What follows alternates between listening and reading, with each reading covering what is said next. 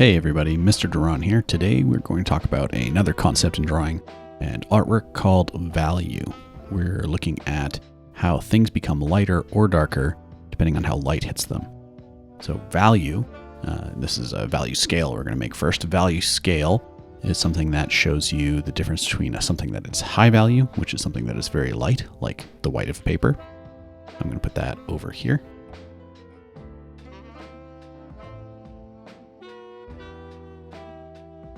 Or something that is low value, which I'm going to put on this side, which would be like a very, very, very dark black, which is so black that no light is hitting it at all.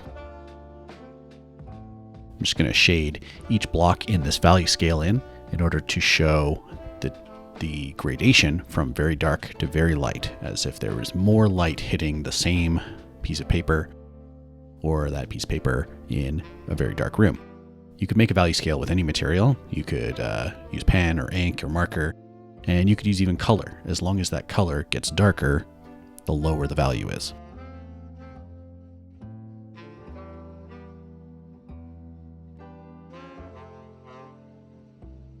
There's my value scale. We're going to use this to draw our objects today.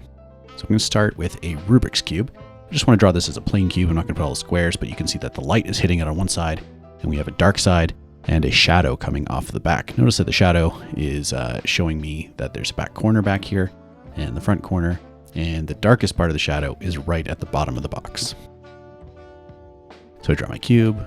I'm going to just show you where my light source is here, hitting the light side, and this side of the cube is dark because there's no light hitting it. There's a shadow coming off the back, and the part where the shadow and the cube meet is the darkest part of the shadow.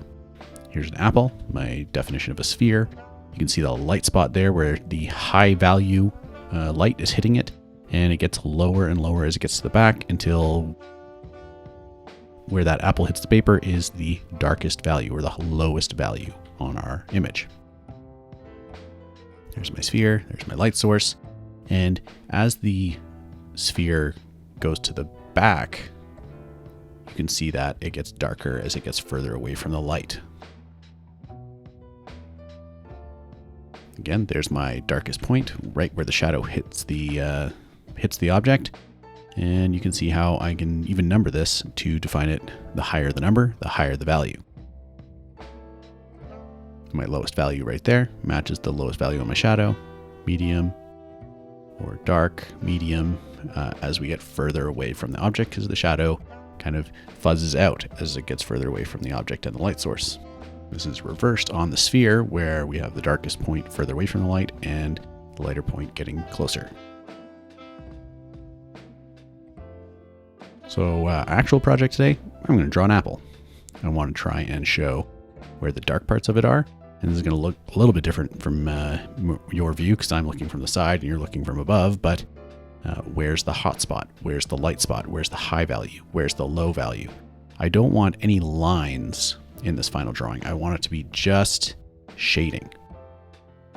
Just shading, just value, using the side of the pencil where I can, showing the really dark spots as really dark, showing the light spots as really light, showing those medium grays, trying to have more than just black and white, and have all 6 or 7 gray and black areas that I defined using my value scale. So I'm comparing to my value scale that's up at the top there, and comparing to my apple, and trying to match where are those highlights, where are those light spots. Remember, no outlines, no lines. We want value, only shading. Give it a shot.